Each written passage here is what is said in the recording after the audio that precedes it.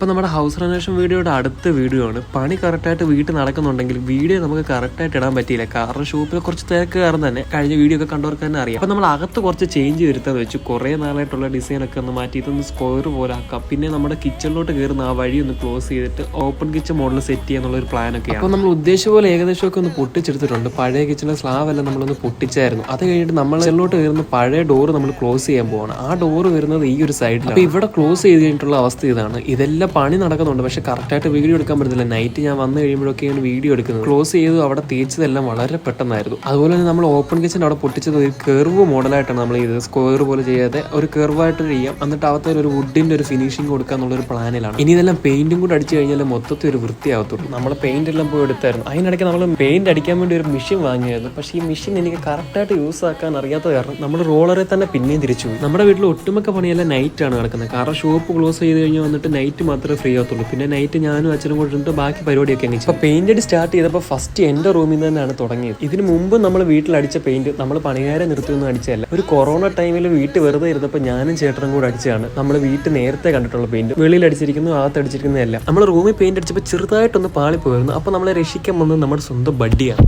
ഏകദേശം ഹാളിലും എൻ്റെ റൂമിലെല്ലാം പെയിന്റ് അടിച്ച് വന്നപ്പോഴത്തേക്കാണ് നമുക്ക് അബദ്ധം പറ്റിയത്. കാരണം നമ്മളെടുത്ത് പെയിന്റ് കുറച്ച് കുറഞ്ഞു പോയി. ഇനി നമുക്ക് ഫുള്ളായിട്ട് അകത്ത് തീർക്കണം എന്നുണ്ടെങ്കിൽ നമുക്ക് കുറച്ചുകൂടെ പെയിന്റ് എടുക്കണം. പെയിന്റ് ഇങ്ങനെ അടിച്ചു വന്നപ്പോഴും പണ്ട് നമ്മൾ ഷൂപ്പിൽ പുറകിൽ ഒരു പടം വരയ്ക്കാൻ വേണ്ടി കുറച്ച് പെയിന്റ് എടുത്തായിരുന്നു. അതിനകത്ത് ഒരു പെയിന്റ് കുറച്ച് ഇരിപ്പുണ്ടായിരുന്നു. അപ്പൊ ഞാൻ ഓർത്ത് ആ മഞ്ഞ കാണുന്ന ആ പ്ലേസിൽ ആ പെയിന്റ് അങ്ങ് അടിച്ചേക്കാണ്. ലൈറ്റ് ഷെയ്ഡ് ആയത് കാരണം നമ്മളിപ്പോൾ എടുത്തേക്കുന്ന പെയിന്റ് ആയിട്ട് മാച്ച് ആവുകയും ചെയ്യും. കുളവാകും എന്നുള്ള പേടി ഉണ്ടായിരുന്നു. പക്ഷെ ഫുൾ അടിച്ചു കഴിഞ്ഞപ്പോൾ നമ്മൾ ഉദ്ദേശിച്ച ഒരു ലൈറ്റ് ഷെയ്ഡ് ആയത് കാരണം നമ്മൾ അടിച്ച പെയിന്റ് ആയിട്ട് മാച്ച് ആയിട്ട് നിൽക്കുകയും ചെയ്യുന്നുണ്ട്. നല്ല രസമുണ്ട് കാണാൻ. അപ്പോൾ ഇനി നമുക്ക് അകത്തും അടിക്കാറുണ്ട്, വെളിയിലും അടിക്കാറുണ്ട്, മുറ്റത്ത് കുറച്ച് പരിപാടിയൊക്കെ ഉണ്ട്. അപ്പോൾ അതൊക്കെ കാണാൻ വേണ്ടി നമ്മുടെ പേജ് ഒന്ന് ഫോളോ ചെയ്ത് വെച്ചേക്കുക.